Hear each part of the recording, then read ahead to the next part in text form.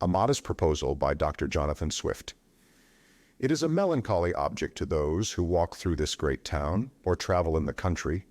when they see the streets, the roads, and cabin doors crowded with beggars of the female sex, followed by 3, 4, or 6 children, all in rags and importuning every passenger for an alms. These mothers, instead of being able to work for their honest livelihood, are forced to employ all their time in strolling to beg sustenance for their helpless infants who, as they grow up, either turn thieves for want of work or leave their dear native country to fight for the pretender in Spain or sell themselves to the Barbados. I think it is agreed by all parties that this prodigious number of children in the arms or on the backs or at the heels of their mothers and frequently of their fathers is in the present deplorable state of the kingdom a very great additional grievance. And therefore, whoever could find out a fair, cheap, and easy method of making these children sound and useful members of the Commonwealth would deserve so well of the public as to have his statue set up for a preserver of the nation. But my intention is very far from being confined to provide only for the children of professed beggars. It is of a much greater extent, and shall take in the whole number of infants at a certain age who were born of parents, in effect, as little able to support them as those who demand our charity in the streets. As to my own part, having turned my thoughts for many years upon this important subject, and maturely weighed the several schemes of our projectors, I have always found them grossly mistaken in their computation. It is true, a child just dropped from its dam may be supported by her milk for a solar year, with little other nourishment, at most not above the value of 2 shillings, which the mother may certainly get, or the value in scraps, by her lawful occupation of begging. And it is exactly at 1 year old that I propose to provide for them in such a manner as, instead of being a charge upon their parents, or the parish, or wanting food and raiment for the rest of their lives, they shall, on the contrary, contribute to the feeding and partly to the clothing of many thousand. There is likewise another great advantage in my scheme, that it will prevent those voluntary abortions and that horrid practice of women murdering their bastard children, alas, too frequent among us, sacrificing the poor innocent babes, I doubt, more to avoid the expense than the shame, which would move tears and pity in the most savage and inhuman breast. The number of souls in this kingdom being usually reckoned 1.5 million, of these I calculate there may be about 200,000 couple,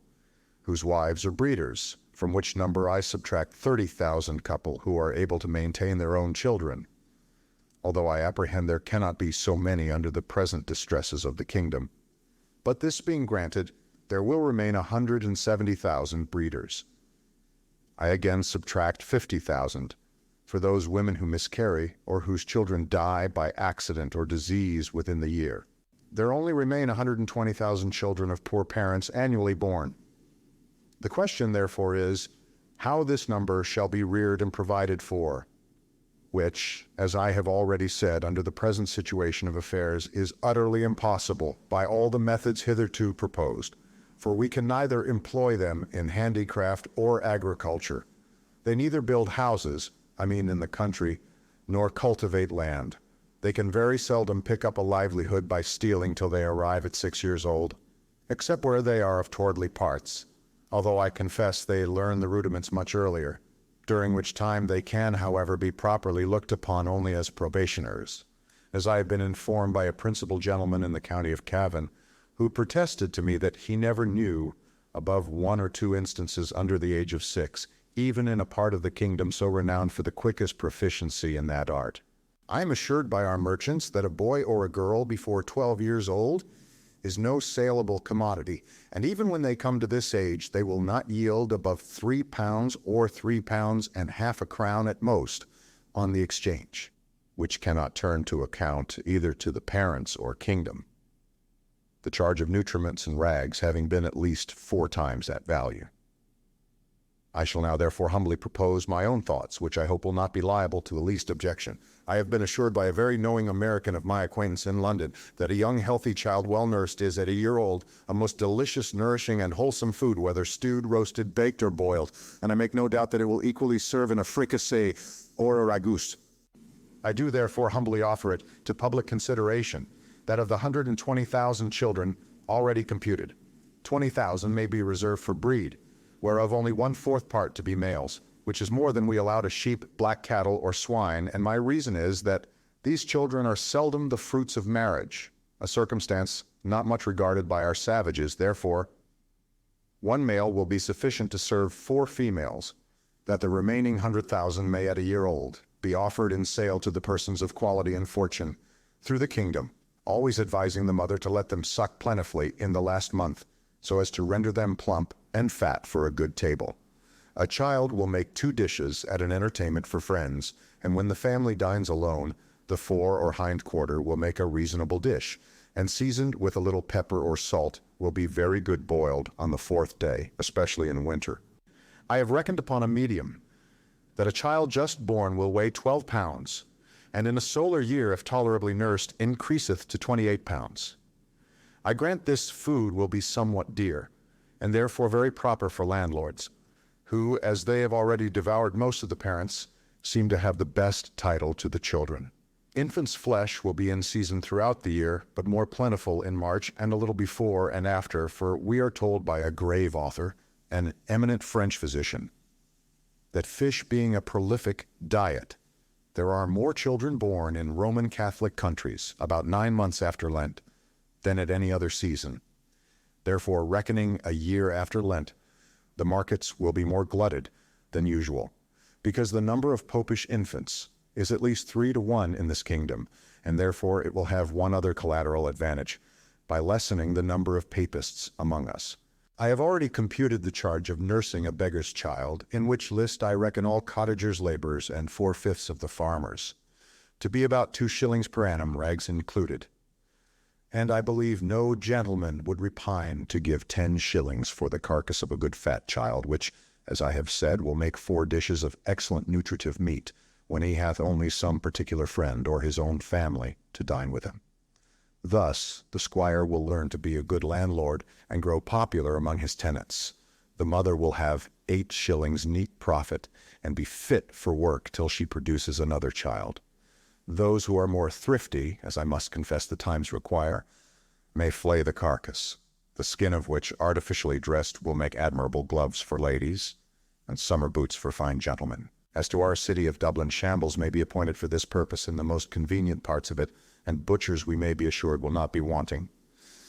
Although I rather recommend buying the children alive and dressing them hot from the knife as we do roasting pigs. A very worthy person, a true lover of his country, and whose virtues I highly esteem, was lately pleased in discoursing on this matter to offer a refinement upon my scheme. He said that many gentlemen of this kingdom, having of late destroyed their deer, he conceived that the want of venison might be well supplied by the bodies of young lads and maidens, not exceeding 14 years of age,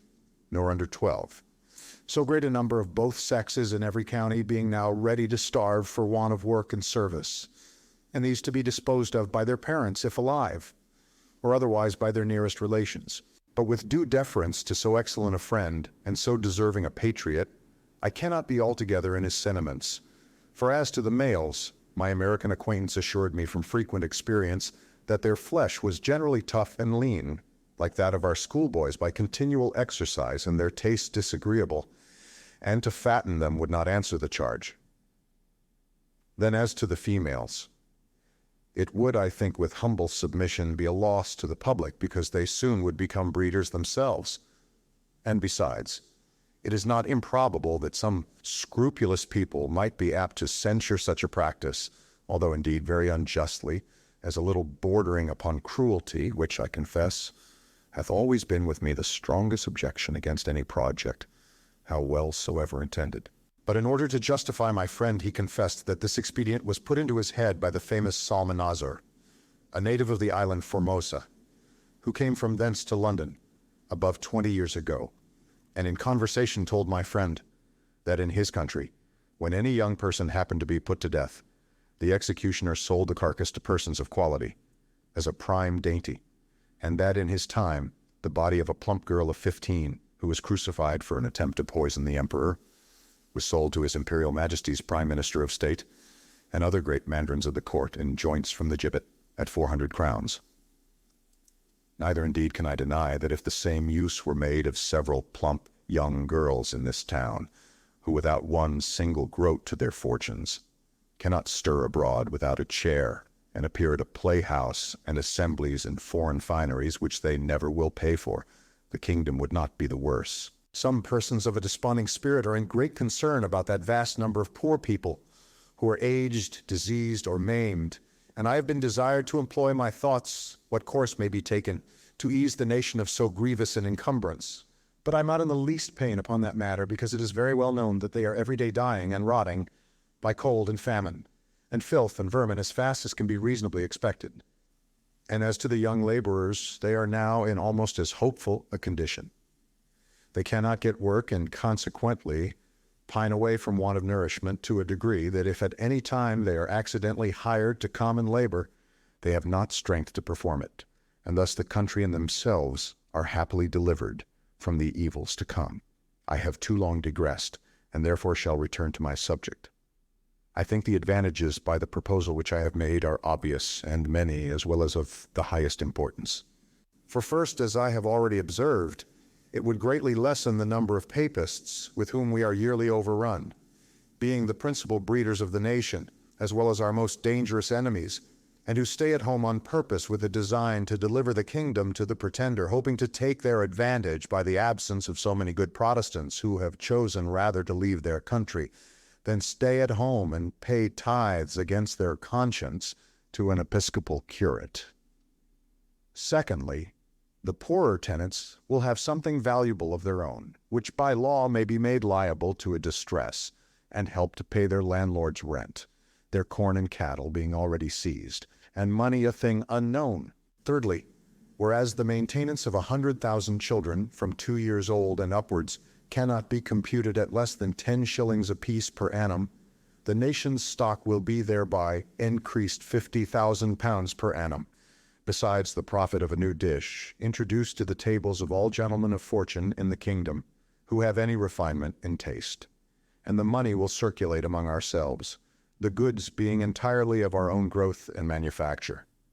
Fourthly, the constant breeders, besides the gain of 8 shillings sterling per annum by the sale of their children, will be rid of the charge of maintaining them after the first year. Fifthly, this food would likewise bring great custom to taverns, where the vintners will certainly be so prudent as to procure the best receipts for dressing it to perfection, and consequently have their houses frequented by all the fine gentlemen, who justly value themselves upon their knowledge in good eating, and a skillful cook who understands how to oblige his guests will contrive to make it as expensive as they please. Sixthly, this would be a great inducement to marriage, which all wise nations have either encouraged by rewards or enforced by laws and penalties.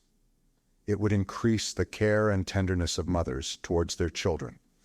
when they were sure of a settlement for life to the poor babes, provided in some sort by the public, to their annual profit instead of expense. We should soon see an honest emulation among the married women. Which of them could bring the fattest child to the market? Men would become as fond of their wives during the time of their pregnancy as they are now of their mares in foal, their cows and calf, or sows when they are ready to farrow, nor offer to beat or kick them as is too frequent a practice for fear of a miscarriage. Many other advantages might be enumerated. For instance, the addition of some 1,000 carcasses in our exportation of barreled beef, the propagation of swine's flesh, an improvement in the art of making good bacon, so much wanted among us by the great destruction of pigs too frequent at our tables, which are no way comparable in taste or magnificence to a well-grown fat yearling child, which roasted whole will make a considerable figure at a Lord Mayor's feast or any other public entertainment, but this and many others I omit, being studious of brevity. Supposing that 1,000 families in this city would be constant customers for infant's flesh,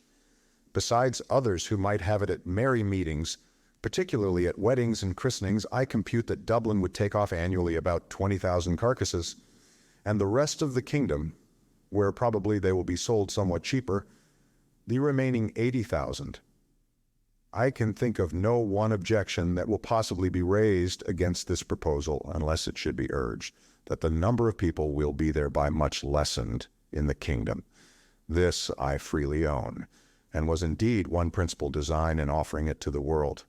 I desire the reader will observe that I calculate my remedy for this one individual kingdom of Ireland, and for no other that ever was, is or I think ever can be upon earth. Therefore, let no man talk to me of other expedients, of taxing our absentees at 5 shillings a pound, of using neither clothes nor household furniture except what is of our own growth and manufacture, of utterly rejecting the materials and instruments that promote foreign luxury, of curing the expensiveness of pride, vanity, idleness, and gaming in our women, of introducing a vein of parsimony, prudence, and temperance, of learning to love our country, wherein we differ even from Laplanders and the inhabitants of Topinambu,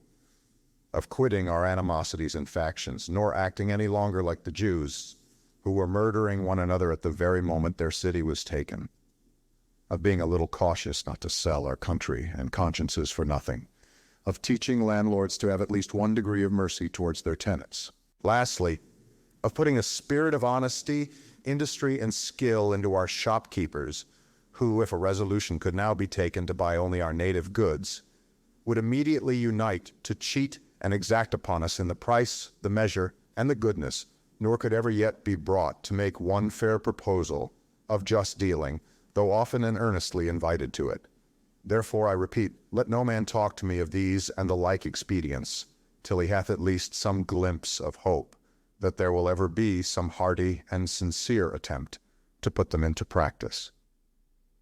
But as to myself, having been wearied out for many years with offering vain, idle, visionary thoughts, and at length utterly despairing of success, I fortunately fell upon this proposal, which, as it is wholly new, so it hath something solid and real, of no expense and little trouble, full in our own power, and whereby we can incur no danger in disobliging England. For this kind of commodity will not bear exportation, and flesh being of too tender a consistence, to admit a long continuance in salt, although perhaps I could name a country which would be glad to eat up our whole nation without it. After all, I am not so violently bent upon my own opinion as to reject any offer proposed by wise men, which shall be found equally innocent, cheap, easy, and effectual.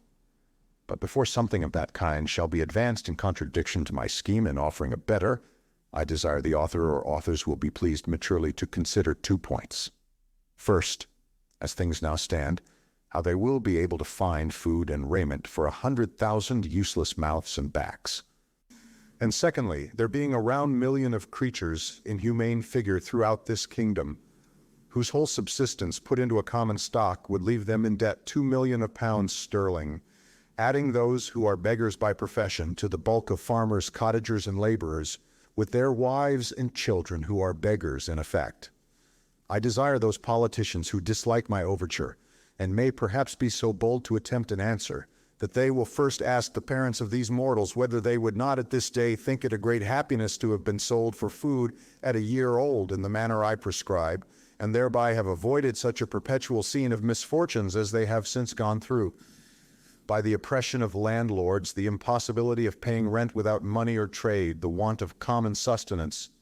with neither house nor clothes to cover them from the inclemencies of the weather, and the most inevitable prospect of entailing the like or greater miseries upon their breed forever. I profess in the sincerity of my heart that I have not the least personal interest in endeavoring to promote this necessary work, having no other motive than the public good of my country, by advancing our trade, providing for infants, relieving the poor, and giving some pleasure to the rich. I have no children by which I can propose to get a single penny, the youngest being 9 years old, and my wife past childbearing.